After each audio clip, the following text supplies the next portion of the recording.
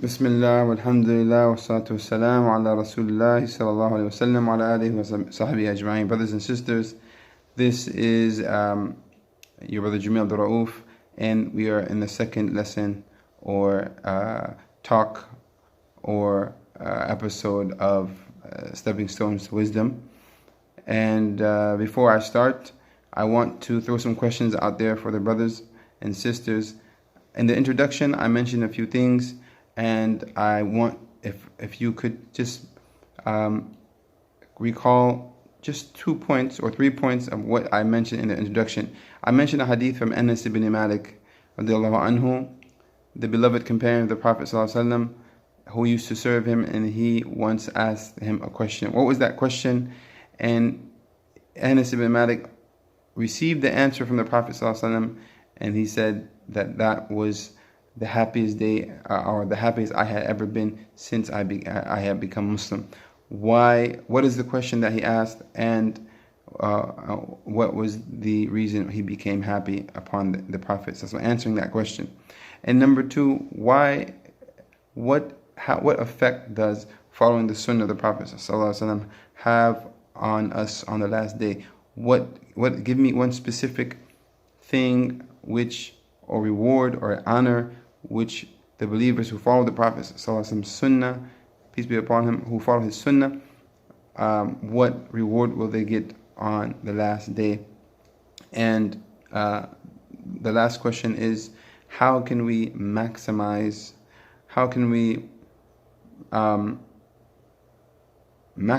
our reward? What is something that we can do? And I mentioned that the famous hadith, which the ulama said is one third of Islam, or Imam Shafi'i said it enters into over 70 aspects of Islam, and it is one of the central hadith of Islam. And if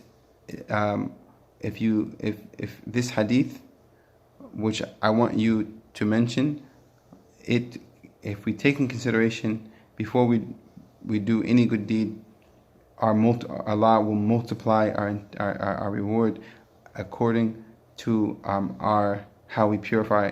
There's something about it. I don't want to mention it, but I want you guys to go ahead and mention it. So you can write that down, and then at the end of the lesson, type the answer of those 3 questions in the comments, inshallah ta'ala. Okay, today, as I promised you, we're going to discuss the first aspect of our lesson, and that is the preservation of the Sunnah of the Prophet, how Allah preserved the Sunnah. And understanding this, what is the benefit of understanding the preservation of the Sunnah of the Prophet? Number one, it will increase your love for Allah. You'll see how Allah subhanahu wa ta'ala, subjugated and how Allah subhanahu wa ta'ala put at service righteous men and imams throughout the history of Islam to preserve this deen, particularly the Sunnah of the Prophet ﷺ. And you see that is ultimately for me and you, because if it weren't for the preservation of the Sunnah of the Prophet ﷺ, the Quran would not be preserved, and anyone can come along and interpret what Allah is saying any way that they would like, or they can interpret in a way that will enslave people, or that will subjugate people to the oppression of those who have power, and similar to how Christianity was taken as a tool by the church to control the masses. But because Allah subhanahu wa ta'ala preserved the Sunnah, He preserved the proper understanding and our relationship with Him, and He preserved our freedom and our liberty as ibadullah, ima'illah, the servants of Allah, men and women who worship Allah alone, la ilaha illallah, Muhammad Rasulullah. This is the statement of freedom. This is a statement that we are servants only to the one who created the heavens and universe. But this has to be preserved, and it's easy to make a statement, but how did this actually take place? How are people today still Muslim, still directly in connection with Allah, worshiping Allah alone, knowing their Lord, being able to prostrate to Him, all these different things, praying to Allah when you're in need, having all these understandings that Allah will answer you, and all the various not all the abundance of knowledge in the Sunnah. How did we get that? How do we have this blessing, this favor upon us, which is the greatest favor? And we will know when we go back to Allah and we see paradise. We'll know that this is the greatest Sunnah. This is the greatest blessing, the Sunnah of the Messenger of Allah Sallallahu Alaihi Wasallam. This all came from the preservation of the Sunnah. Allah Subhanahu wa Taala, I'm going to speak about 3 hadith. First, I want to start with an ayah. Allah Subhanahu wa Taala, He says, "Inna nahnu nazzalna dhikra wa inna lahu lahafidun." Indeed, we sent down the dhikr and we will preserve it. Allah Subhanahu wa Taala called the Quran and the Sunnah dhikr. So this dhikr, remembrance, includes the Quran and Sunnah by consensus of the Salaf. And Allah Subhanahu wa Taala says, "Man yuti'ir rasula faqad ata Allah." Whoever obeys the messenger, he has obeyed Allah. وَمَن تَوَلَّى فَمَا جَعَلْنَاكَ عَلَيْهِمْ حَفِيظًا. Whoever turns away, we have not made you a preserver over them. Therefore, the Quran and the Sunnah are remembrance, and Allah promised to preserve them. The Quran is preserved. How did Allah preserve the Sunnah? The Prophet ﷺ, in the beautiful hadith, and I think you all can memorize this hadith, it's collected by Abu Dawood, rahimahullah, with his chain of narrators back to the Prophet ﷺ. Normally, Abu Dawood, who was a student of Imam Ahmad, you'll see that Abu Dawood, rahimahullah, was a 3rd generation scholar. He passed away in the 3rd generation of Hijrah, the 3rd generation. So he was in that.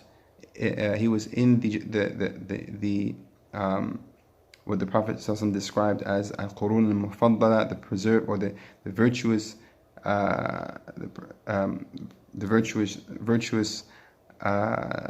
centuries or nations, and that's the Sahaba and the Tabi'in and the Atba' al-Tabi'in. He was in that period of time.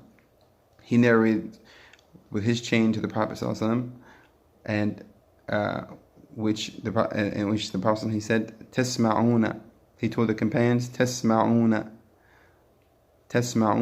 wa yusma'u minkum wa yasma'u mimman yasma'u minkum." He said, "Tasma'un, you will hear from me," referring to the companions. "You hear from me. Wa yusma'u minkum, and it will be heard from you." Okay, so these are the Prophet's predicting something. He's prophesying for us the chain of narrations. He said, "Tasma'una wa yusma'u minkum wa yasma'u mimman yasma'u minkum." You hear from me, and it will be heard from you, and it will be heard from those who heard from you, or who hear from you. And then he stopped. And this is amazing because he predicted he prophesied, sallallahu alaihi wasallam, the evolution of what we call today as a sanad, or the chain. And this chain is one of the sciences of this ummah, this nation, Ummah Muhammad, the Ummah of Muhammad sallallahu alaihi wasallam, that no other civilization throughout history has ever had. Okay, this science is one of the 2 sciences that this ummah is unique with. We are unique because we have the science of ar-rijal, or men, or chains, or asanid, and we also have the science of an inheritance. So Allah subhanahu wa ta'ala preserved wealth, and He preserved religion. And as we know that there are 5 universal principles that Islam and every aspect of Islam came to reinforce one of these 5 aspects: preservation of deen, religion, preservation of blood, life, preservation of wealth, preservation of lineage, and the preservation of the intellect or the honor. Everything in Islam that in any ayah or hadith or ruling Allah revealed it for the preservation of one of these. So this hadith, the science of rijal, is for the preservation of deen. So the companions will hear from the Prophet ﷺ. He was commanding them to preserve the knowledge, which they did, and then those tabi'een, their students, heard from them, and then the third generation heard from them, and that's when most of the authoring took place. Imam Malik wrote the Muwatta. There were some companions who wrote down a hadith, like Abdullah ibn Amr ibn As, and Abu Hurairah. He said, no one narrated more hadith than me, except for Abdullah ibn Amr, because he used to write and I didn't used to write. Abu Hurairah used to memorize, and the Prophet made dua for him that he complained that he couldn't remember everything. So the Prophet told him to lay out his cloak. He made dua, and then he told him to put his cloak on, and he never forgot anything after that. So, but that's a few people from the Sahaba, but the vast majority of the narration that took place was through the Arab tradition of memorization, verbatim, and mastery of memory, and then relaying that on. And the reason why they preserved it so well is because they didn't have all the distractions. They were pure, and Allah put blessing in their lives, in their minds, in their memories, so they preserved it. And also they used to act upon the knowledge. And they say, the scholars say, "Man amila bima alima warathahu Allahu ilma ma lam ya'lam." Whoever implements the knowledge that he has, Allah subhanahu wa ta'ala will inherit him or gift him with knowledge of that which he did not have. And this is what they call ilm al-ladunni, the divine inspiration knowledge. And this comes from obedience and recitation and pondering over the Quran and having that connection with Allah, and Allah subhanahu wa ta'ala will inspire the servant with knowledge about what he is carrying that he didn't know. And because the Quran and Sunnah are living, the revelation is living, it comes from Al-Hayy. Allah is the living, so the Quran is living, and that means that it's sometimes you have problems, you go to the Quran, Allah will address your problem. Sometimes you pondering, and you continue to reap the fruits of the spiritual fruits, the academic and the knowledge fruits from the tree of the Quran and Sunnah. So that is how they used to memorize. Then they were relayed on to, and then the third generation, as the Prophet, he said, you hear, it will be heard from you, and they will hear those who heard from you, it will be heard from them. These three. The third generation, you'll see in history, that's when a lot of the books of hadith were collected. Bukhari, Muslim, Muwatta ibn Malik, Musannif ibn Abi Shayba, Musannif Abdul Razzaq. These books were written in those times, and you'll find that the majority of them have, between them and the Prophet ﷺ and their chains, they have 4 to 5 men. And the closer they are, they only have 3 to maybe sometimes 2 men, like Malik and Nafi' and Ibn Umar. That's the golden chain. Only 3 people or 2 people between him and the Prophet ﷺ. So the deen was preserved in that way. The Prophet ﷺ also he's from the preservation of the Quran. Okay, so we spoke about the chain, how it developed, and when what generation most of the books were written, and how they memorized and relayed the knowledge. Also in the preservation of the Quran, you have to understand that Allah revealed the Quran to the Prophet ﷺ, and then He preserved the word of the Quran and the meaning of the Quran through the Sunnah, and how the Prophet used to fight, eat, sleep, pray, marry, judge, supplicate, all the different things. He was a walking Quran. They asked Aisha, what was the Prophet's his manners and his characteristics and his morals. She said he was a walking Quran. So the Prophet lived out the Quran in his life. So his life was an interpretation of the Quran, and he preserved the vast body of knowledge from the Quran in that vast body of knowledge in the Sunnah. And then the understanding, not just there. So we have the Quran, the meaning preserved in the Sunnah, and then what about the understanding of the Sunnah? It was preserved in the Sahaba. And this is why you find that the Prophet specifically said, take the most knowledgeable amongst you in reciting is Ubayd ibn Ka'b. The most knowledgeable amongst you. Each Sahabi took from the vast knowledge of the Prophet ﷺ, and he preserved a certain aspect of it, and this is why through the body of the companions that the knowledge was preserved, the holistic sunnah was preserved through them. So you have Ibn Abbas, the Prophet prayed for him to understand the tafsir of the Quran. You have Ubay ibn Ka'b, the one who knows how to recite the recitation of the Quran more. Even the Prophet once prayed behind him, and he told the people to learn from him. Abdullah Mas'ud, the tafsir of the Quran was also with him. He had the knowledge and the fiqh and understanding of the Quran.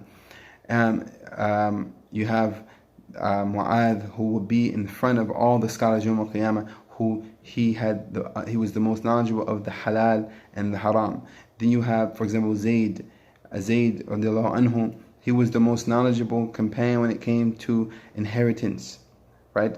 And then you had the scholars divided the Sahaba into levels of knowledge. Okay, all this we inshallah will get into, but if you understand how it came down, the Quran, then the Sunnah, and then the Sahaba, and then every Sahabi, there are Sahaba who took most of the knowledge of other Sahaba, like Ibn Abbas. He took the knowledge of almost all of the Sahaba, and that's why they call him Al-Bahr. Then they call him the ocean of knowledge, because he took from this Sahabi and this Sahabi from the great scholars of the Sahaba like Abu Bakr and Umar radiallahu anhum, Ibn Abbas, and then you have Ibn Umar, the younger Sahaba, the Abadilah, Abdullah bin Amr, Abdullah bin Umar, Ibn Abbas, and one other Sahabi that I can't remember right now. So these were the Sahaba who took all the knowledge, almost all the knowledge, predominant wealth of knowledge, and then they went to different places. And so, for example, Ibn Abbas, just remember this, and I will quiz you on this. Ibn Abbas went to Mecca, and then his students were developed there. Okay, Ibn Abdullah Mas'ud, he went to Kufa, which is Iraq, that area, and then the students of knowledge his students became the imams there. Mu'adh went to Yemen. Okay. And then the other Sahaba stayed in Medina. So you have these madaris, these schools that developed, and each school was preserving the meaning of the Sunnah, and the Sunnah preserved the meaning of the Quran. And so Allah preserved it down to not just the word, the meaning, and even the Sunnah. He preserved the Sunnah through the understanding of the Sahaba, and then these Sahaba went. So I'm going to quiz you on, where did these people go? Who went to Kufa? Who went to Iraq? Abdullah ibn Mas'ud. Who went to Mecca? Abdullah ibn Abbas, the Bahr, and Abdullah ibn Umar. Abdullah ibn Umar was in Medina, who went to Yemen? Mu'adh ibn Jabal and Abu Musa al-Ash'ari. And then the majority of Sahaba, they were those who stayed in Medina and did not go out to fight jihad and died in different places. They were in Medina. And so this is how the madhahib came about. Abu Hanifa was a student of Ibn Abbas, and his madhab was developed or evolved in Iraq, or greater, which is known today as Iraq, Basra. And then so that Abu Hanifa's school goes back to Abdullah ibn Mas'ud, who was an ocean of knowledge as well. Ibn Abbas, his school was in Mecca, okay, and Imam Malik, his madhab developed in Medina, and from him came Imam Shafi'i, and Imam Ahmad took from the two madrasas of Medina and Iraq and Mecca. So this is how Allah subhanahu wa ta'ala preserved the knowledge and the understanding, and so this is a blessing from Allah subhanahu wa ta'ala, and I'm going to do a more detailed translation of how these schools, in which the names, who are the names of the Sahaba, of the students of Ibn Abbas and the students of in Medina, the scholars of by name, and the students of Abdullah Mas'ud and the students of Mu'adh ibn Jabal radiallahu anhu in Yemen. But with that, we're going to leave it inshallah for today, and remember that